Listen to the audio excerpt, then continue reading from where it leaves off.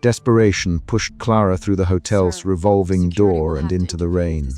She had not planned to run. She had planned to leave, and the difference felt like a small, violent decision in her ribs. Water soaked the hem of her coat. The satchel swung against her hip.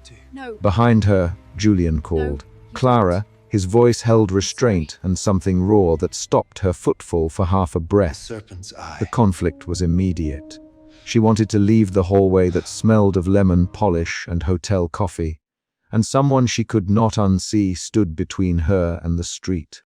Clara's first steps out onto the curb were not careful. She moved with an intent that made passers-by glance over. The leather of her satchel left a wet crescent on her palm.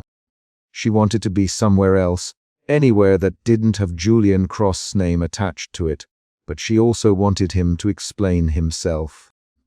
She had rehearsed the words she would say on the cab ride: practical, resolute, tidy. Desperation made her faster. She kept her head down so she would not have to watch his expression change. Julian's coat was a dark line across the hotel's marble when he came out. He pushed through the door without waiting for the bell to finish ringing. He was taller than most men by the curb. His trench coat clung to shoulders that had no business being wet, and his hands moved with the careful economy Clara had learned to notice. He did not shout. He simply put one long stride between them and reached out. "Clara," he said again, "closer now, Don Tigo." The name sounded like a question and a demand at once. She did not turn her face to him. Instead, she reached for the umbrella rack by the door and tried to catch a taxi. Her fingers trembled as she tapped the window of a waiting cab, then let go as if the taxi would pull a secret she did not want revealed. That tremble calmed into something edged, a new emotion taking over. Anger. Anger flared because she had asked for simple honesty and got excuses. Anger burned because the conversation they had just had in the suite had ended with nothing settled and too many doors left open. Her jaw set. Julian stepped under the canopy and caught her sleeve. He did not touch the satchel. He only closed the small gap between her coat and his hand. That contact made her stop. She pulled back. "Don't touch me," she said. "Clara, listen." He lowered his voice so that it did not carry to the doorman. "Please. One night." "Stay." The plea cracked at the last syllable and sealed something fragile in the air. The doorman, Leon, opened the hotel door partway and looked out. He wore the city's standard patience. His voice was soft and practical. "Miss Hayes, it's pouring. A taxi." Clara pushed off his fingers. "No taxi." "I'm leaving." Her words were clipped. She took 2 steps and then stopped because Julian was in front of her, steady and impossibly present. The rain hit her face. It left tiny stinging tracks across her cheek where salt and cold and worry mixed. Clara fumbled with the pendant at her throat, an old silver disc threaded on a thin chain. The metal slid over her fingers and caught the hotel light. Julian's eyes tightened at the sight. He bent slightly as if something within him had recognized the pendant and not simply the shape of metal. For a moment she thought a memory had passed behind his eyes. "Where did you get that?" he asked, voice low. The question arrived like a small theft. Clara did not answer immediately. She clutched the chain with 2 fingers and felt the metal's cooling surface. Anger shifted into doubt. Had she misread his tone that afternoon? The promises that felt like threadbare patches on something torn. Doubt narrowed her vision. She looked at him as if testing whether the man she faced was the same one who sat with paper cups and unreadable hands in the boardroom. "It's mine." The line was small. She added, "It doesn't matter where I got it." That line, aimed to cut, failed in the rain. Julian's jaw worked. His fingers closed on air as if wanting to take the pendant from her and then thinking better of it. The change in his face was fast. Control thinning into something that showed across his cheekbones and the small scar at his eyebrow. Maya, the night clerk, appeared in the vestibule with an umbrella in hand. She had heard the exchange through the glass and came out because hotel policy demanded intervention when guests seemed likely to cause trouble. Maya's presence put a thin, bright seam between private argument and public spectacle. "Sir, Mayam, please," she said, bringing a hospitality calm that made Clara resentful and Julian almost apologetic. The doorman's expression hardened slightly, not at the couple but at the possibility of headlines, and Leon offered a taxi's license plate number. "I can call it, sir." His voice implied that the hotel wanted no loud scenes on its steps. Julian's eyes flicked to the street, then back to Clara. The stakes moved from private to public. The presence of staff converted the argument into a series of choices that had witnesses. Clara backed up one step, and the rain filled the space around her. She remembered, suddenly and unbidden, a morning years earlier. Rain against a classroom window while a teacher closed a gradebook, the sting of being left without explanation. Her fingers tightened on the pendant, with the memory sharp and ridiculous in its particularity. The memory did not float as an abstract thing. It pushed her to act. She turned to the cab stand and started again toward the curb. Julian moved faster. He reached the umbrella first and snapped it open. His hand brushed her shoulder to steady the frame. The umbrella was small, a tight black dome. It made him look both absurd and urgent beneath the hotel's canopy. The action was neither grand nor theatrical. It was precise and described more than a line ever could. He wanted to shelter her, embarrassingly and immediately. That small mercy unbalanced the argument. "Clara," he said, more stern now, "Dunty, pull away. Not like this." Not when... He stopped because there were words he could say in full and still keep his dignity intact. She answered with a rapid sequence of sentences that came out clipped. "You can ask me to stay because you feel guilty. You can make safety out of a plea. Julian, this has to mean something or it means nothing." The two of them exchanged 3 quick lines, one after the other, full of accusation and refusal and a thin opening for explanation.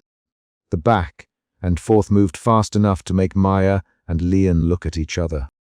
Julian's hand went to his hair and dragged fingers through damp strands.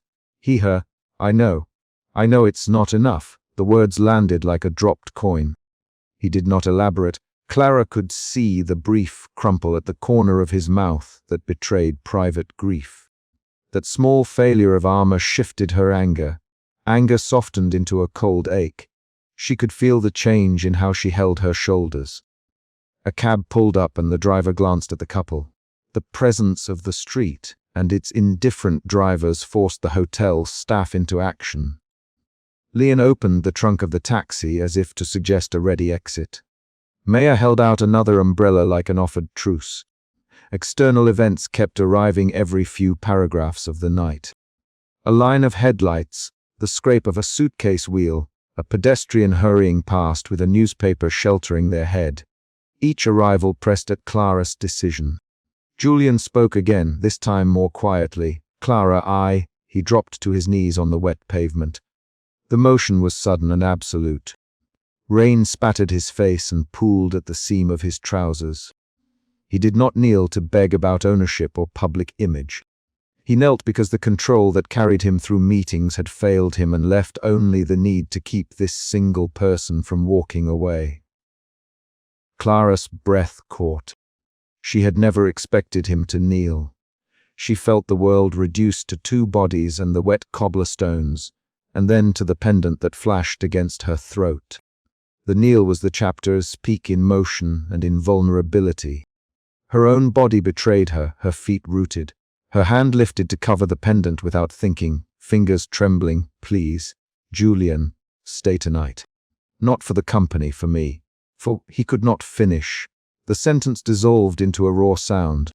The pleading was not performative. It was a collapse of decorum. Clara answered with a line that came out level. "Julian, you can ask me to fix you."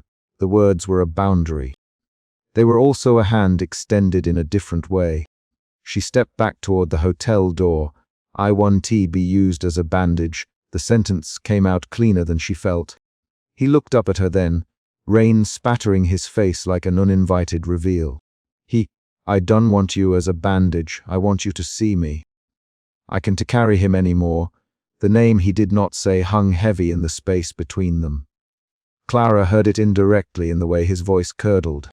Her throat tightened. Doubt turned to a new feeling, an ache that was not anger but the brittle part of sadness. She did not fall for him.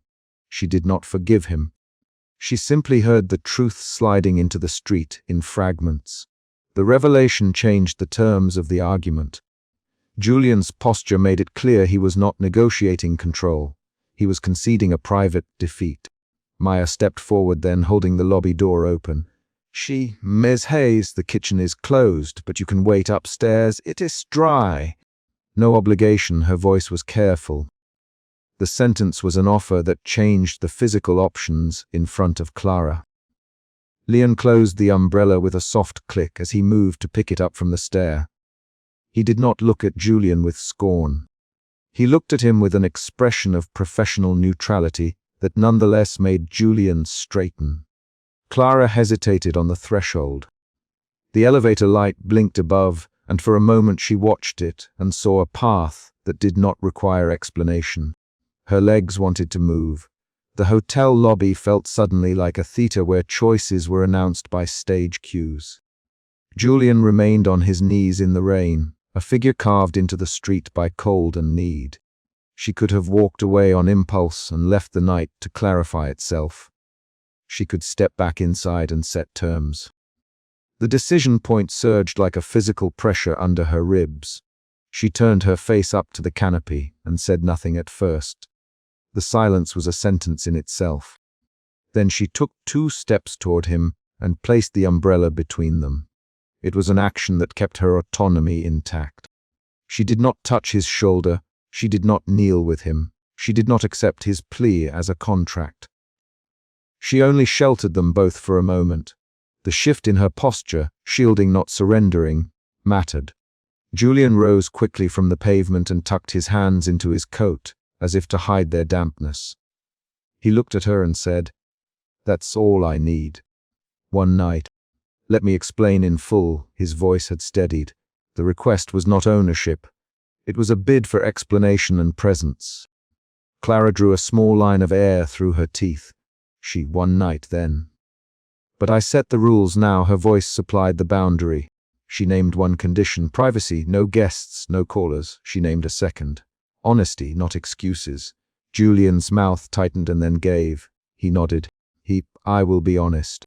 No calls, no visitors. The exchange had the rhythm of negotiation and the finality of a conditional truce. They walked back inside under a single small black umbrella. Water slid off the hem of his coat onto the marble floor and left a dark arc. Maya closed the door and guided them past the reception desk, where the night clerk logged their names, not their argument. Leon took the umbrella from the mat later and glanced back at the elevator. It was his action, picking up an object and returning it to the rack, that stamped the night's choice as provisional rather than permanent. In the lobby, Clara set her satchel down and took off her coat with hands that had steadied. The pendant lay flat against her chest and caught the warm lobby light. She kept her head down and listened to Julian speak in small, clear sentences about the things she already partly knew and partly feared. He offered specifics: a letter he had found, a call he had missed, a flight cancelled. He did not plead for forgiveness with grand phrases. Instead, he listed facts and moments, admitting the details he had ignored and the times he had failed to say the simple thing she had asked for. The truth. She interrupted him twice with short, sharp lines. "Where were you when she said once. "Why didn't you tell me?" she said again.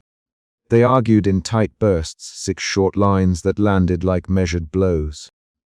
Listeners in the lobby could not have missed the pattern of accusation and answer. But the content stayed between them. Each line revealed more about the late afternoons he had missed, the messages he'd left unread, the small domestic absences that add up to a life gone hollow. Maya handed Clara a towel from behind the desk when the conversation paused. The action was domestic and precise and changed the tone in a small domestic way. A towel is not a metaphor, it is a tool. Clara took it, dried her hair, and felt the cool hotel air against her neck. The physical act did more to steady her than any sentence. An hour passed at the edge of the night like a small, slow wave.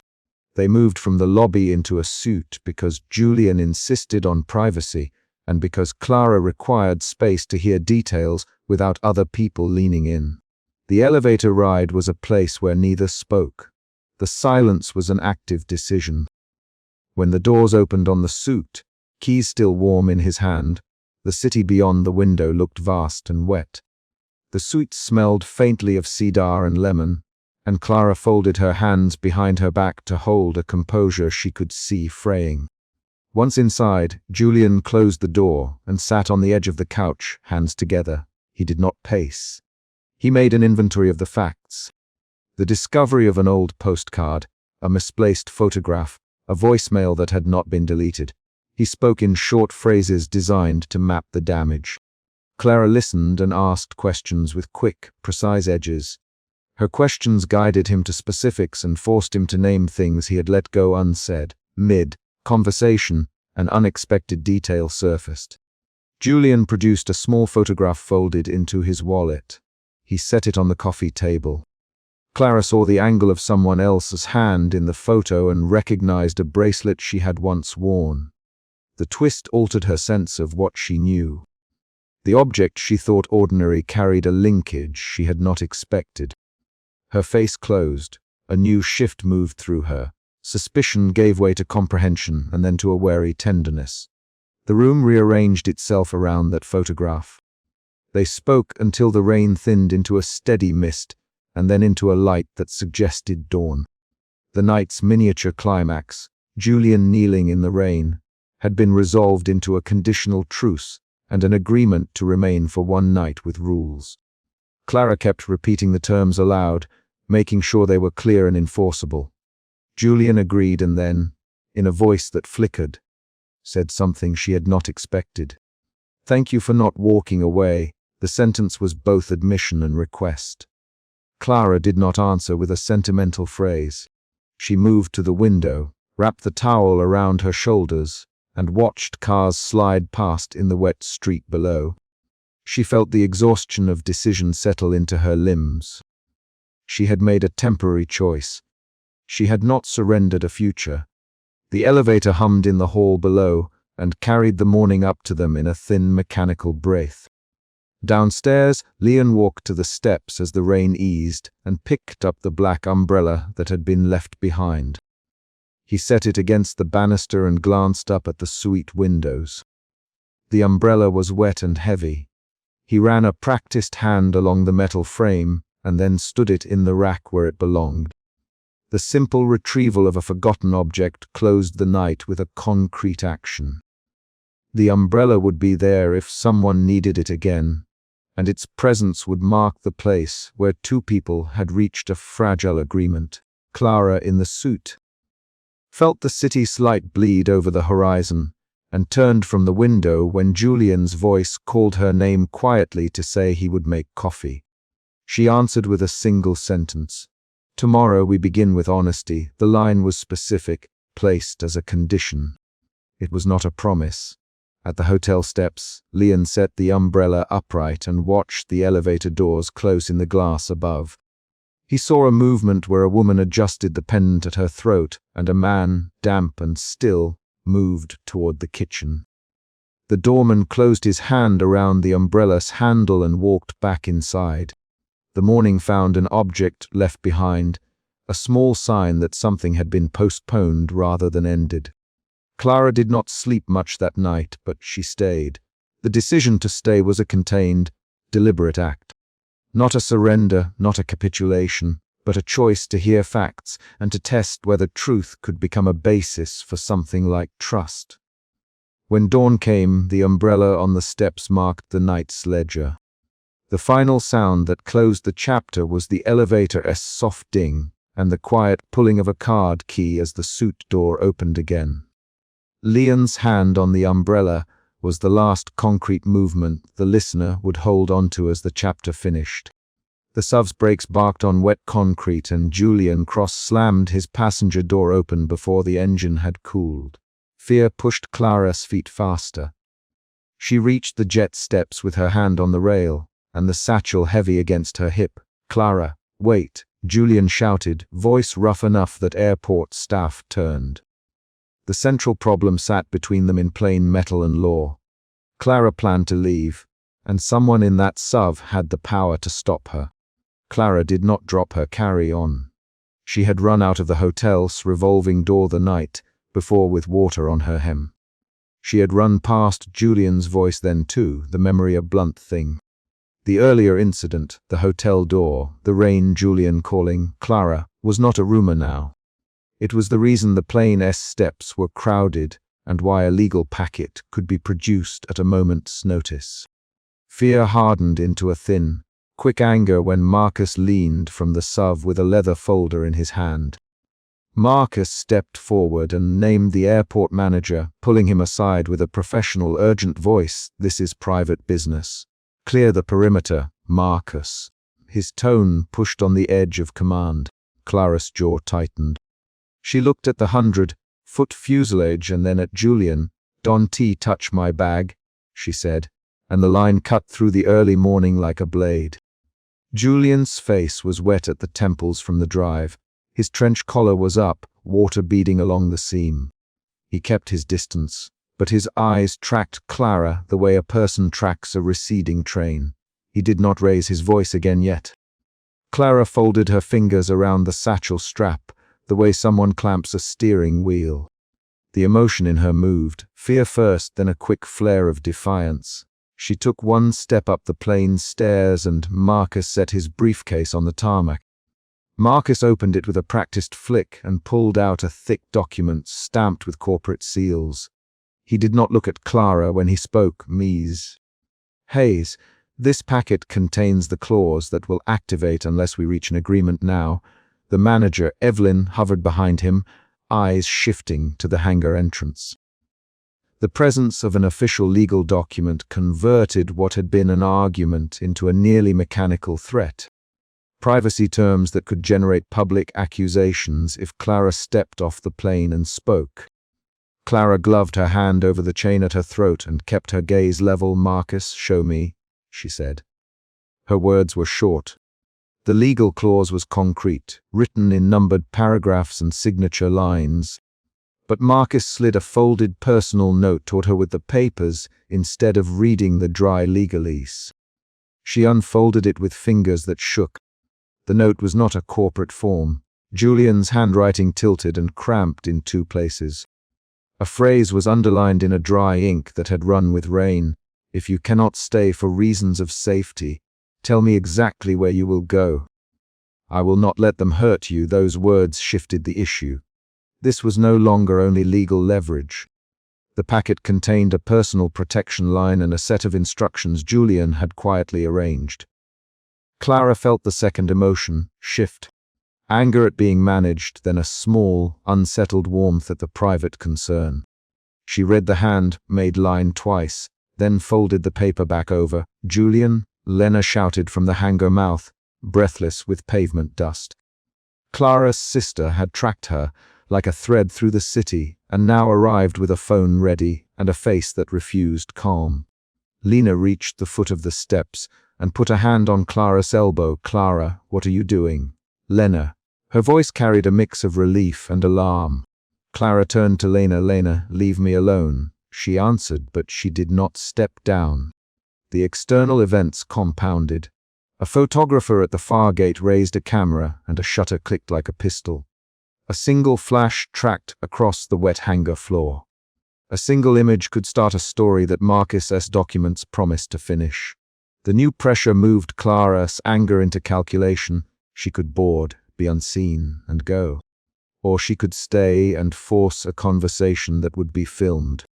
Julian's voice came low enough for only a few people. "Clara, please." He kept his hands at his sides. "This is messy.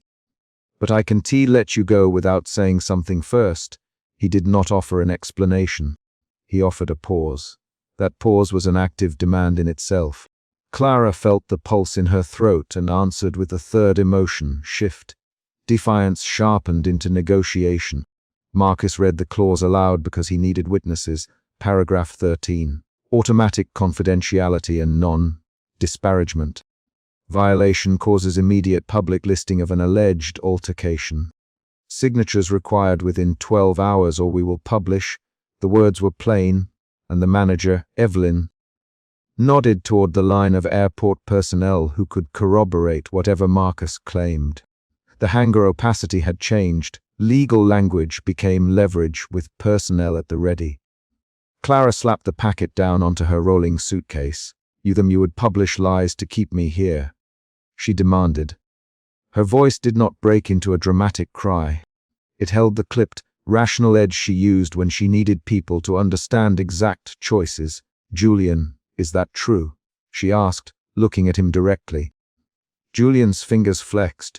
He pressed a thumb into the small scar above his left eyebrow without seeming to touch it. We never planned to lie, he said.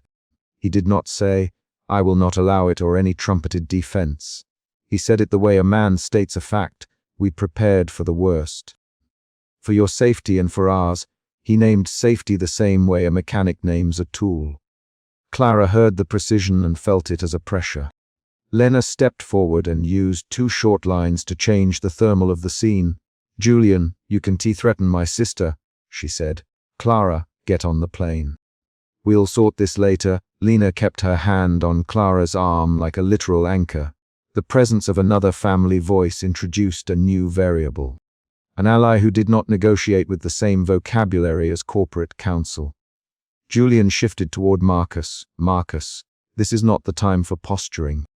Bring the packet down, leave the publicity out, Marcus, as jaw set. He held the folder like someone holding a contract that could snap closed on a neck. Cross, the clause exists and it will be enforced if she speaks in public. Marcus, that's all. His reply was efficient, almost clinical. The tension ratcheted. Clara read the folded personal note again, while the hangar hummed with engines and a far voice did a call sign over a radio. The note's sentence about letting anyone hurt her made the stakes feel immediate and physical. Clara felt her knees anchor to the stairs, her hands folded around the chain at her throat until her fingertips paled. The physical cue marked an internal shift from argument to a need for tangible action. A photographer as Flash asked again, closer now. Someone shouted, nonverbal, a distant command, and the hangar's perimeter light clicked into a brighter wash. An event arrived. A courier in a black jacket jogged up with a package and handed it to Marcus. Marcus flicked through its contents and then took out a thin white envelope with a logo Clara did not recognize. The courier left before anyone could ask his name. The arrival was quick and concrete, and it sharpened the problem. Whatever Marcus now had could widen the legal threat. Julian stepped closer to Clara with only the space of 3 feet between them. He did not reach up. He simply lowered his voice so only Lena and Clara could hear. Clara, I know what you fear, he said. The word, fear, aloud, and it landed not as a label but as a recognition of what had pushed her to the steps. I know you think staying will mean control, not care. I was wrong about how to keep you safe. I won't do that again. His hands were at his sides, not reaching, the posture of someone who depracticed restraint. Clara's reply was a 2-line rhythm. Julian, I don't need your protection if it means my choices vanish. I want to be bought or silenced, not by you, not by Marcus. Her syllables were precise.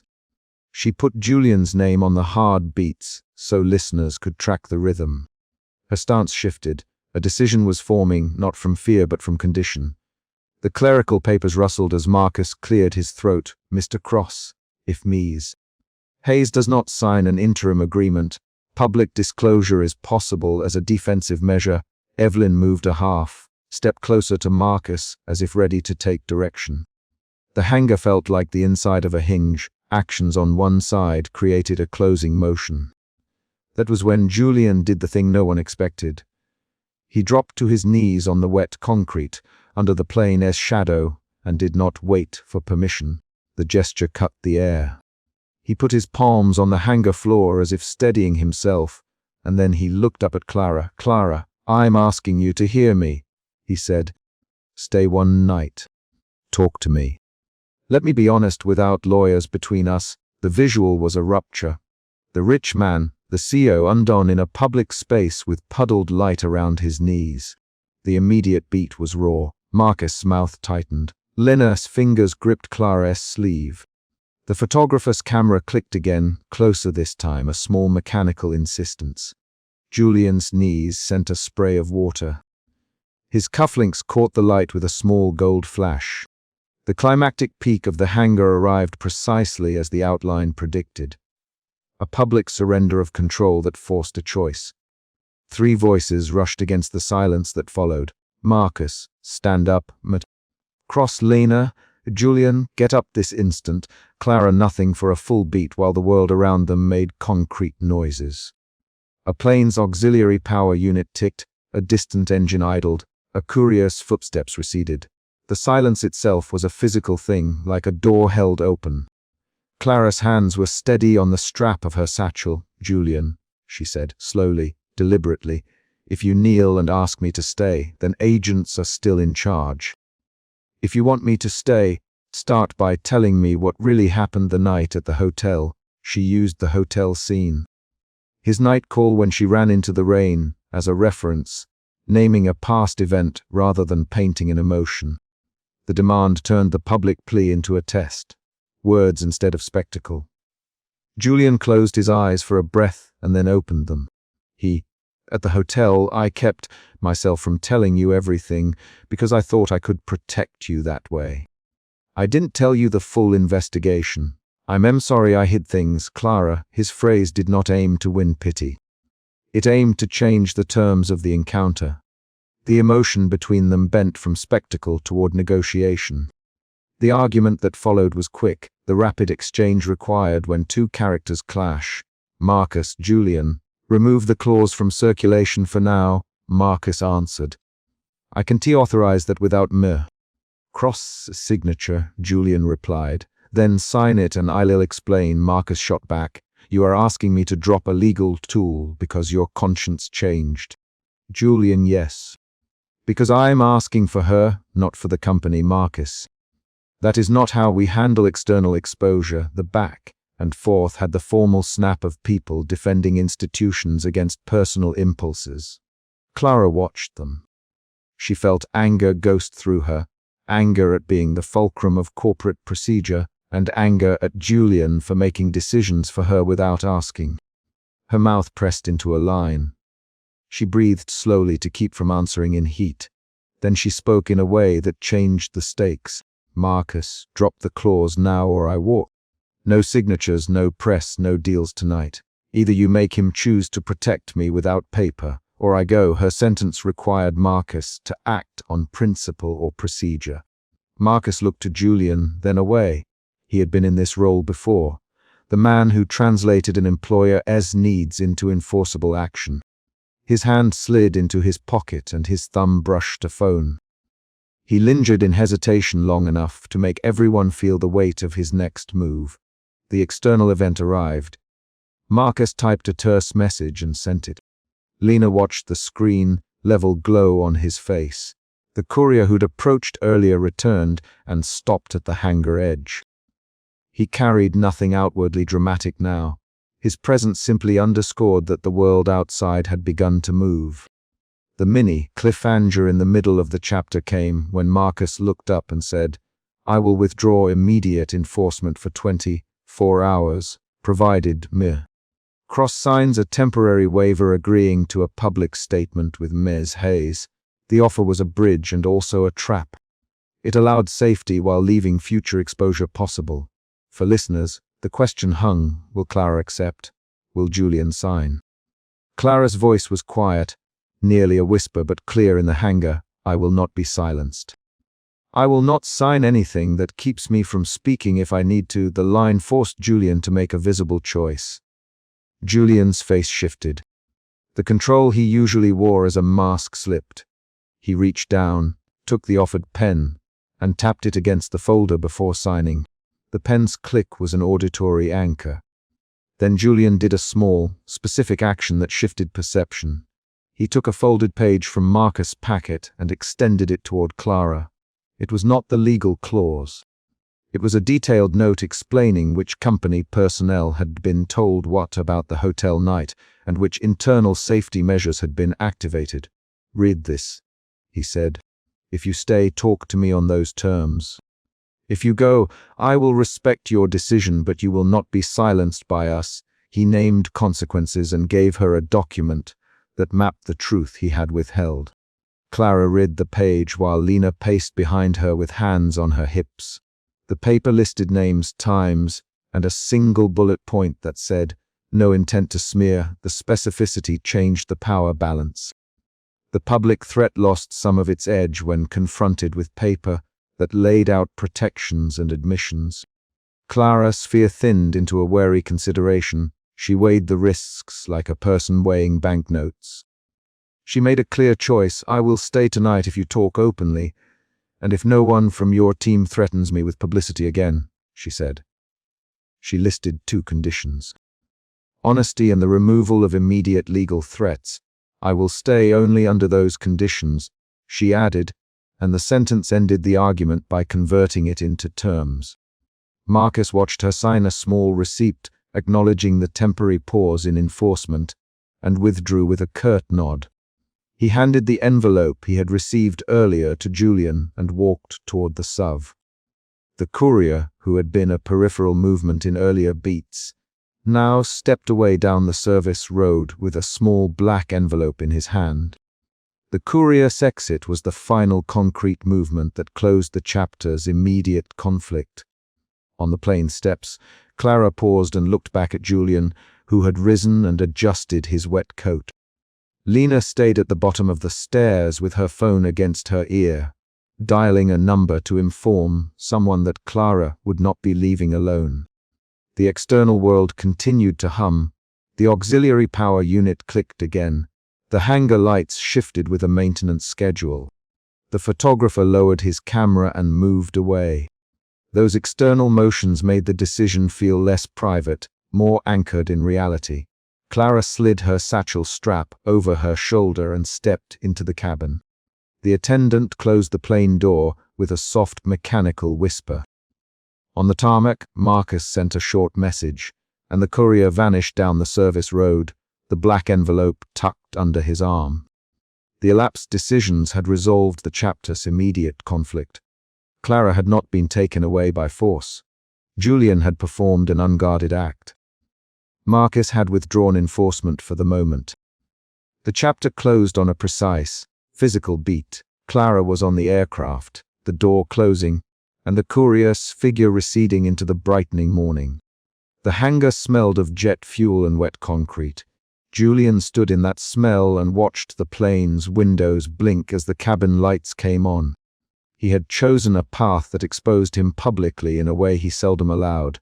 Lena watched him with suspicion and a slow, evaluating anger that would not be resolved here.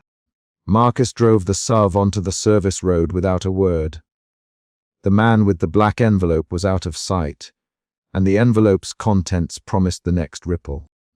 Julian picked up the thin page he had handed Clara and refolded it before putting it into his inside pocket. He watched the plane's door click shut and then lifted his head to the sky, as if checking whether the day would hold.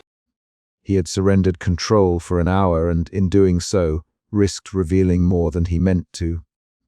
The decision was concrete. He had signed a waiver, he had asked for honesty. He had let Clara choose. The chapter ends on this physical closure, the metal door sealed, the courier's silhouette a dark comma on the road, and not on a promise or a speech. Outside, the morning light pooled on puddles and painted a thin stripe of gold along the hangar edge. Inside that stripe, Julian folded his hands and touched the gold cufflink on his wrist. The scene's last movement was recorded by the hangar's cameras and by Lena's phone, and the images would exist whether he wanted them to or not. The concrete beat that closed the chapter was the plane's door locking and the courier turning a corner, carrying a sealed black envelope away from them all. Julian dropped to his knees on the slick curb, rain soaking the hem of his trench coat as he reached for the revolving door. Desperation pulled through him in the only language Julian had left. Public, visible, impossible to ignore. Clara froze with one hand on the brass bar. There was a taxi idling to her right, passenger door open, engine ticking in the rain. The immediate conflict was simple and brutal. She had a way out, and he was making a scene to stop her. Clara watched his hands stretch, felt the wet air on her face, and heard a new sound, Julian's voice, raw and small against the city's rain. "Clara," he said. The name landed between them like a demand. She had planned this night.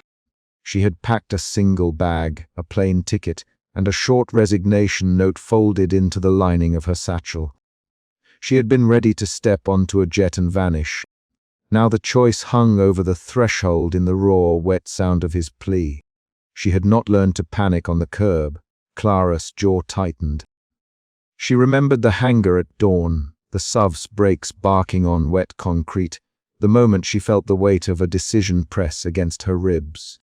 That morning at the hangar had not been a mistake. It had been the plan. Tonight was the moment to follow through. Julian, Clara, holding his name like a wall. Her voice was steady, "You can tee." She did not finish. A valet's gloved hand slid between them. Martin, the doorman, had been on duty. "Miss Hayes, please." "Martin," his voice low. He stepped forward and spread his arms, aiming to shepherd her back inside. "Let's keep this private." "Come inside, miss." His tone carried the professional insistence of someone who had seen hotel scenes before and wanted them contained. "Martin." "No." Julian answered from the curb. His voice broke once and then regained a brittle pitch. "Let her decide." He folded his hands as if to hide trembling fingers. The valet, Eddie, steadied Clara's satchel to guide her away. In the struggle, the leather flaps slipped and a boarding pass slid free. The thin paper slapped the pavement and the rain opened on the ink. Clara's resignation note followed, soaked at the corner, the handwriting visible where she had written, "I can be the woman who covers him." The sentence read like evidence. A passerby bent down and cupped the boarding pass with wet fingers. Phones lit, faces turned. A small crowd formed in seconds. The city liked a spectacle after midnight. Is she leaving him? Someone asked, "Is that Mr. Cross?" Another voice answered. The risk was no longer private. Clara grabbed at her satchel and the boarding pass, but Eddie's hand stayed on the leather. "Miss, please." "Eddie." He tried to move her back into the lobby. "Let us take care of this inside." "Sir, please stand back." The valet said Julian's name as if to remind him he could be reasoned with. Julian pushed himself up from the curb. Rain plastered his hair. He walked slowly, the hem of his coat dragging wet shapes on the pavement.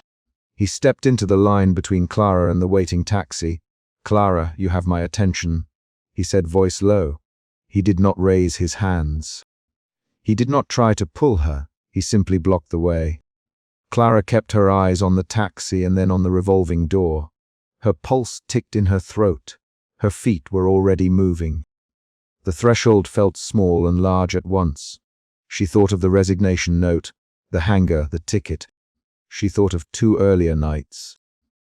The night she had burst into his suit carrying grief like an accusation.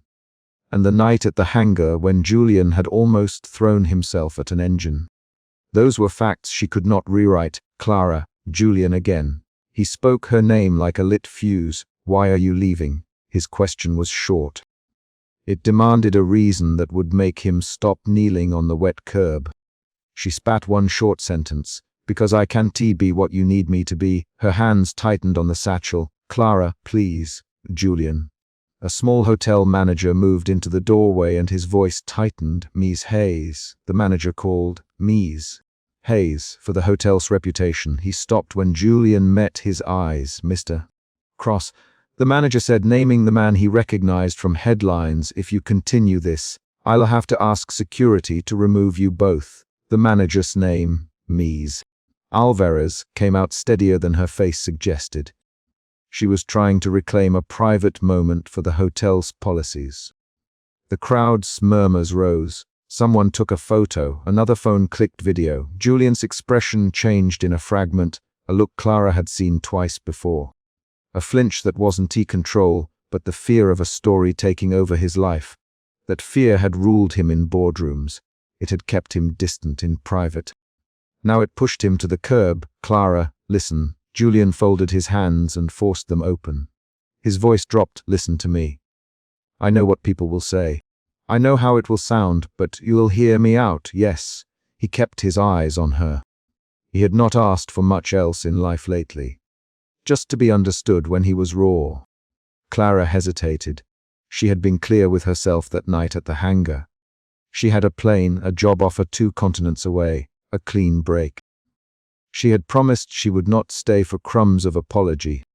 But Julian stood between the taxi and the revolving door like someone who had found a hard part of himself and refused to let it go. Eddie nudged her arm. Miss, please, Ms. Hayes. Mr. Cross asks you to come inside. He used both names to anchor the people watching. He wanted the scene contained. The resignation note lay on the pavement, lifted once in a gust and then beaten flat by rain. A puddle formed along the curb and the wet paper darkened. One corner of the note had a smudge where a tear had fallen earlier. Martin picked up the note with gloved fingers and read aloud without meaning to. I can be the woman who covers him, his voice carried. The crowd quieted like an audience waiting for the next line. Julian's face changed, his jaw clenched. He'd mistaken the meaning of her leaving. He had assumed it was fear of his public life. He had assumed she was tired of the edges of him. The line Martin read shifted the scene's meaning. She wasn't running because he was dangerous. She was running because she couldn't be his shield anymore. Julian moved forward, hands open. Clara, is that what you think? He asked. That I'm asking you to be a shield. He sounded incredulous and more exposed than he had ever allowed himself. Julian, she stopped. The valet's grip on the satchel tightened. Eddie's name came again. Miss Hayes, please. The hotel manager, Ms. Alvarez, stepped down 2 steps and called. Martin, get security on the line. Do it quietly. Her fingers dialed. An onlooker lifted a phone high. People are recording, she said. A boy's voice behind her added, he's a billionaire. She's a guest. This is juicy. The word juicy tore at Clara's skin. Julian's breath came harder. He looked at the note on the pavement, at the boarding pass, and then at Clara's face. The rain drew tracks down her cheeks. Her pendant flashed at her collarbone. The silver glinted when she moved. He had not noticed the pendant until now. It was a small piece of hammered silver on a thin chain, worn in a way that said it had been carried for years. Eddie, trying to diffuse the crowd, stooped and picked up the pendant when Clara's hand brushed it. He held it between a thumb and forefinger and turned it so that a detail caught the streetlight. There was an engraving on the back, a tiny set of initials, C. The valet's eyes widened. This looks like the pendant reported lost last winter. Eddie, what? Martin immediately. Mr. Cross lost a pendant. His tone changed. He stepped closer and shielded the pendant with his gloved hand as if the conversation could be contained. Clara's mouth opened. No, she said, that can tea. Her voice broke. The crowd leaned in. A woman in a raincoat from a staff meeting slipped forward. It was the Cross family locket, she said in a small voice. Mrs. Cross left with it the night of the funeral, and it never turned up in the house. Martin's eyebrows snapped up. Mies. Alvarez covered her hand with her mouth. If that's the family locket. Julian's face went taut. He took 2 steps closer. Where did you get that? He demanded. The question was sharp. He did not ask for explanations from strangers often. I found it in your suite once. Clara. Her throat tightened. She did not plan to reveal this. The memory of a night earlier returned with hard clarity. The room after a private wake, the drawer where she had found a small parcel wrapped in hotel tissue. The pendant inside and the careful choice to tuck it into her satchel, because she thought returning it the next day would be better. I was going to give it back. She said I was going to. Julian's mouth moved without sound. The crowd pressed. Someone whispered, he keeps mementos. Another voice asked whether Clara had taken it. Accusations jumped like stones. Clara Hayes, Julian, using her full name. He kept the formality like an anchor. Why did you take my mother's locket? His voice was low. The name of his mother hung unspoken. He had not used that name often in public. Clara's hands trembled. I didn't take it, Julian. I found it on your suit table after the wake. I meant to return it. I didn't plan to keep it. She the words in short strokes. Clara, tell them the truth, Julian. Though his voice was not an order but a plea. Tell them why you were leaving tonight. He forced himself to meet her eyes. She remembered the hangar again, the service breaks, the late call that had pulled her into his life. The night she had run into the suit after a wrong number and stayed long enough to learn that grief lived behind his control. I booked a flight because I thought leaving would be cleaner, she said. I thought if I left, it would stop being messy for you. But I never intended to take anything that wasn't mine, she swallowed. Clara Hayes does not take heirlooms, Julian. I was packing because I wanted to stop being the one who smooths edges for someone else. Her words stung him. A young journalist in the crowd murmured. They re-arguing over a locket and a resignation note. This will trend. Someone else hissed that if photos got out it could ruin everything. The manager, Ms. Alvarez, shouted into a phone. Security to the curb now. Quietly. No cameras in the lobby. Julian's face changed again. He was not the public man at this instant. The public had not written this version of him yet. He stepped closer so that he almost touched Clara. Rain soaked his collar. You thought leaving would protect me. He asked. You thought you could keep me from being dragged into whatever this becomes. He flinched at his own admission. Clara, I don't want you to protect me. I want you to tell me the truth so I can stop guessing. He searched her face as if a clear answer might stitch something back together. Clara hesitated and then stepped forward. Julian, I saw the pendant on your table after the funeral. I wrapped it because it was raining and I didn't want it to roll away. I was going to give it back in the morning. She pointed with her chin toward the revolving door. I didn't plan to catch you kneeling on a curb at midnight. Her words were short and factual. There was a pause that felt like an inhale. The crowd waited. Phones stopped for a breath. Julian exhaled. He looked at his hands and then at the pendant in Eddie's fingers. You should have told me, he said simply. You should have given it back sooner. I think he stopped. He did not finish the sentence about guilt or reputation. He folded his hands and then unclenched them. Clara, I thought you were leaving because you were done with me. I thought you couldn't live with the public version of my life. I didn't think you would leave because you couldn't keep carrying the parts of me that are broken. He hated hearing it aloud. The valet, Eddie, nudged closer. Mr. Cross, Miss Hayes, he began, then stopped because the manager had signaled him to step back. Ms. Alvarez came onto the curb and said aloud to both of them, this must stop now. Privacy for the hotel. Her voice tried to pull the moment into a professional frame. Julian, Ms. Hayes, please come inside. We'll clear the area. Security will escort you. She gestured at two uniformed staff moving into place. Julian took a breath. He looked at Clara. He had to decide in that moment whether to let the scene be controlled by policy or by what he wanted. He stepped aside and offered his hand, not as an order but as a tool. Clara, he said, come inside. Talk to me. Now, his baritone cracked once and then steadied. Clara looked at his hand. The rain slid down both their faces. People held their phones like witnesses. She could still step toward the taxi, climb in, and vanish. The night had promised her an exit.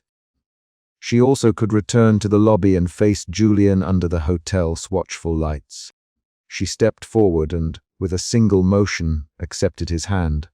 There was a small sound from the crowd. Someone laughed nervously. Martin opened the revolving door. Inside, please, he said.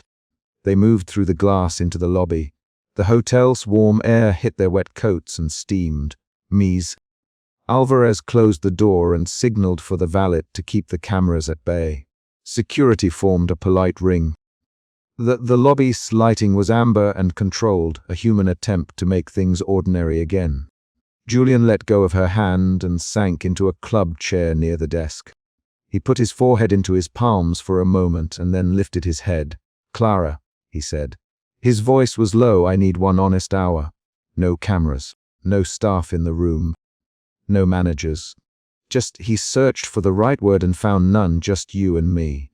1 hour. Tell me what you meant with that note. Tell me if you truly planned to leave for good." He kept his hands visible now. Clara sat opposite him. Her satchel lay by her feet. The pendant gleamed faintly at her throat. Eddie had placed it back on her lap with a courtesy gesture that suggested he wanted to return it and go. Martin hovered nearby with an umbrella folded at his side. She began in short sentences. "I booked a flight because the grief around you put me on edge. I thought I was part of a script I didn't want. I wrote the note because I felt trapped. The note said I couldn't be the woman who covers him, because I saw myself erasing my needs to make you whole. So I quit first to see what would happen if I wasn't there to smooth the jagged edges." She kept her voice even. Clara planned to be honest about that. Not to steal memories, not to take anything. She stopped. Julian listened. He nothing for a long moment. He rubbed his thumb against his cufflink. "Clara," he said finally, "I have been trying to control everything because the one thing I couldn't control was the way I broke when someone I loved wasn't whole. I thought if I controlled each public move, then no one would see the breaks. But you—" He stopped.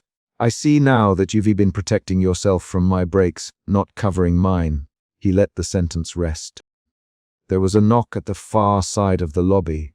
A courier pushed through the doors with a small courier pouch and a tired manila envelope. The manager's face changed. "That came for Mr. Cross before you arrived, Ms. Alvarez." She took the pouch and opened it. Inside was a small set of papers Julian had been expecting, legal filings from his sister's estate. He had been waiting for them all week. The envelope slipped into Julian's hands like an intrusion. Julian's eyes narrowed as he read a single line of the first page. He drew a breath. "They've scheduled a hearing tomorrow at 9 a.m. he said. "If this goes public tonight, the board will use it as leverage." "I don't want them to use you as leverage, Clara. I want to let them." He looked at her with a new urgency. Clara folded her hands. "Then let's be honest in front of the board tomorrow," she said. "Let's go in with the truth. If you want me to stay, I'll stay on my terms. If you want me to go, I'll leave on mine. But don't make me leave out of silence." Her voice hit a note of tired firmness that had not been there at the curb. Julian nodded. "Clara Hayes," he said. He used her full name like a promise. "I will stop hiding pieces from you. I will stop expecting you to shield a version of me I can't keep hidden. But I need to know one thing. Are you staying because you feel obliged, or because you want to be here?" He was not asking for sacrifice anymore. He was asking for a reason. She looked at him for a long time. The lobby hummed with low housekeeping motors and distant taxi engines. Outside, the rain slowed to a fine mist. "I am staying because I don't want to be someone who runs from hard conversations," she said. "I'll stay because I want honesty from you. Not because I want to rescue you. Not because this cleans up headlines. Because I want the truth, and I need to be trusted with it." Her statement landed like a pact. Julian's shoulders dropped. He laughed once, hollowly. "That's a lot to ask of me." He looked down at his hands and then back up. "Clara, I will try." He slid a small, unassuming object from his coat pocket and put it on the low table between them. A slim card with a number and a line written in a hand he didn't usually show. "If you stay, call this number at midnight. No managers, no staff. 2 nights a week, we sit and talk for an hour. Honest talk, no press. If you ever feel like that note again, tell me. If after a month you still feel the same, I'll book you a ticket myself, and I will not stop you. But I want to start here. Will you take that?" Clara read the card. She felt the weight of the pendant at her collarbone. She thought of the hanger's breaks. She thought of how the night had folded them into a public theater and then a private pact. She nodded once. Yes, she said. The word was a small, deliberate action. Outside, dawn threaded pale gold through the mist. Miss Alvarez stood and said, "I will clear the cameras now. Security will escort everyone discreetly. If you need privacy, Cross, we have a suit you can use for the hour." Her managerial voice carried a truce. Julian stood and offered her his arm. "Clara Hayes," he said softly, "thank you." He did not try to claim gratitude for saving his reputation. He merely acknowledged the risk she had taken. They walked toward the elevators together, flanked by Ms. Alvarez and a quiet security officer. The city around them resumed a normal night rhythm. Taxis, a food truck delivering warming boxes, a delivery cyclist bent low against the rain. People moved in and out of the frame as if they had not been part of the theater the night had offered. As the elevator doors closed, Eddie placed a small, dry towel into Clara's satchel that had been waiting in the valet stand. Martin folded the spare hotel umbrella and set it against the curb. A courier on the street called a driver for the waiting taxi. The hotel's machinery began to smooth the night back into routine. In the suite, the rain left tracks on the windows. Julian closed the door and turned the lock. He did not call the press. He did not send a statement. He sat on the couch and looked at Clara. "Clara Hayes," he said again. "If I falter." He stopped. She stood and took off her wet coat. She placed the pendant in the palm of her hand and then reached out and fastened it around his wrist. Not returning ownership, but creating a shared object. A small loop of shared responsibility. "Then tell me," she said. "Dante asked me to erase my needs to make you safe." Her voice was plain. Julian wrapped his hand around the pendant on his wrist and closed his fingers. He did not make promises he could not keep. He offered instead a name. "Clara Hayes," he said, and then he spoke more quietly. "Stay tonight. Stay until morning. We'll face the hearing together tomorrow. I'll stand with you when it matters." His words were concrete actions. Stay tonight, face the hearing tomorrow, stand together. Clara watched him choose those specific actions and felt a shift that was not magic but a slow, practical mending. She sat beside him. The night eased into a small orbit of honesty and negotiation. They spoke in short sentences. They laid out practical decisions. They made arrangements for the morning. They argued in 3 quick bursts about legal counsel and who would speak first, and then they stopped and arranged the list on Julian's phone. Their argument had 3 rapid exchanges where their voices snapped and then softened. The pattern felt like living. Later, when the first pale light hit the street and a hotel cleaner pushed a cart past the window, Clara stepped to the door with her satchel. She slipped the boarding pass into a small trash bin, folded the resignation note and burned the words in a small, careful way inside the suit's metal ashtray. She did not keep the note as an artifact. She crumpled it and placed the pieces in the bin. Julian watched from the couch, hands folded. He looked worn and not the man who polished his image in press photos. He looked like someone who had been awake too many nights and had finally decided to stop pretending the cracks could be hidden. Clara walked to the window and unlatched it a crack. The air smelled like wet stone and coffee shops opening. She rested her fingertips on the cool metal. "Julian," she said, 1 hour at midnight. "Honest talk 2 nights a week. If after 30 days I still feel like leaving, you will buy my ticket and I will go. If you let me leave now, I'll leave with no grudges. Those are my terms." Her voice was plain and final in a way that did not demand drama. He nodded. "I will keep that. I will call you at midnight, and I will stand at that hearing tomorrow with you. Not for you. With you." He the last 3 words slowly. Clara slid the pendant from his wrist and put it back on her chain. She left his wrist free, a deliberate motion. She took her coat. She tied the satchel strap across her chest. She stepped to the door and opened it. Outside on the lobby step, Martin closed the umbrella behind her. "Miss Hayes." Cross has asked security to make sure there are no cameras beyond the doors for the morning. He wouldn't want this to turn. He stopped, because he did not know how to finish. Clara gave him a small thanks. She looked at Julian standing a step behind her, and then at the city waking up. The taxi driver shrugged and rolled his eyes at the spectacle. The rain had stopped. The pavement shone. She stepped back through the revolving door and into the early light. Julian followed her into the lobby and stayed at a short distance. Mies. Alvarez met them and closed the glass with a soft click.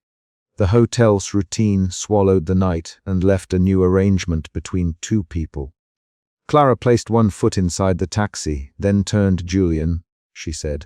He met her eyes. Yes, he answered. She offered one short instruction and one short request. Tomorrow at 9. Be there. Be honest. Julian nodded. I will be there.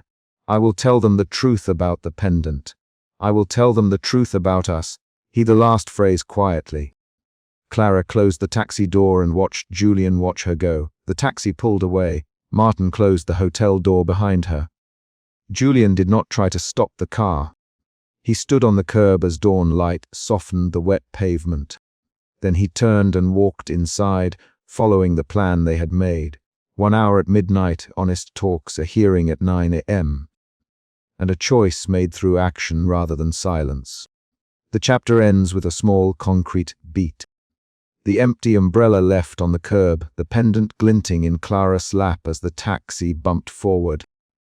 And Julian stepping into the hotel lobby to call his lawyer and the board, starting a practical chain of events that would either stitch them together or let them part with clarity.